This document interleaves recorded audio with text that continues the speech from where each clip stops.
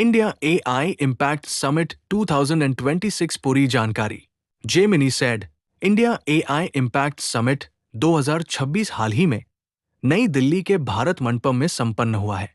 ये global south में आयोजित होने वाला अपनी तरह का पहला वैश्विक एआई शिखर सम्मेलन था। यहां इस समिट से जुड़ी पूरी जानकारी दी गई है। मुख्य विवरण, की फैक्ट्स। तारीख 16 से 21 फरवरी 2026। भारी भीड़ के कारण इसे एक दिन बढ़ाया गया था। स्थान, भारत मंडपम, नई दिल्ली।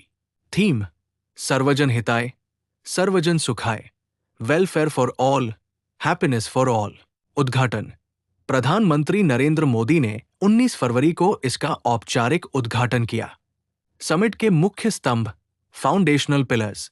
समिट को दो मुख्य वैचारिक ढांचों में बांटा गया था। 3 सूत्र, 3 सूत्रास पीपल, लोग, प्लैनेट, ग्रह, और प्रोग्रेस, प्रगति।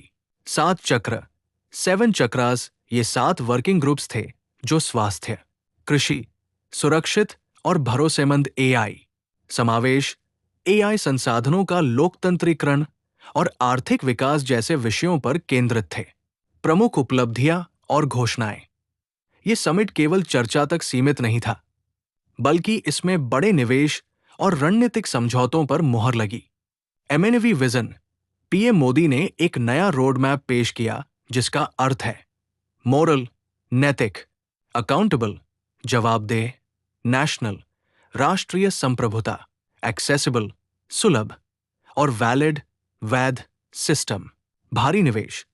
समिट के दौरान बुनियादी ढांचे, इंफ्रास्ट्रक्चर के लिए $250 बिलियन और डीप टेक वेंचर के लिए $20 बिलियन के निवेश के संकल्प लिए गए।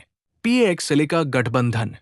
भारत औपचारिक रूप से पीएएक्स सिलिका गठबंधन में शामिल हुआ, जो अमेरिका के साथ सेमीकंडक्टर और एआई तकनीक की सप्लाई चेन को सुरक्षित करने का एक रणनीतिक समझौता है। World record.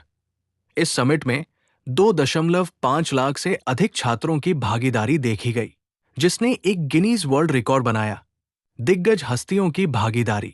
समिट में दुनिया भर के टेक दिग्गजों ने हिस्सा लिया, जिनमें शामिल थे Sam Altman, OpenAI CEO, Sundar Pichai, Google Alphabet CEO, Jensen Huang, Nvidia founder, Mukesh Ambani, Reliance Industries, Emmanuel Macron, France के राष्ट्रपति, और एंटोनियो गुटेरेस, यूएन महासचिव।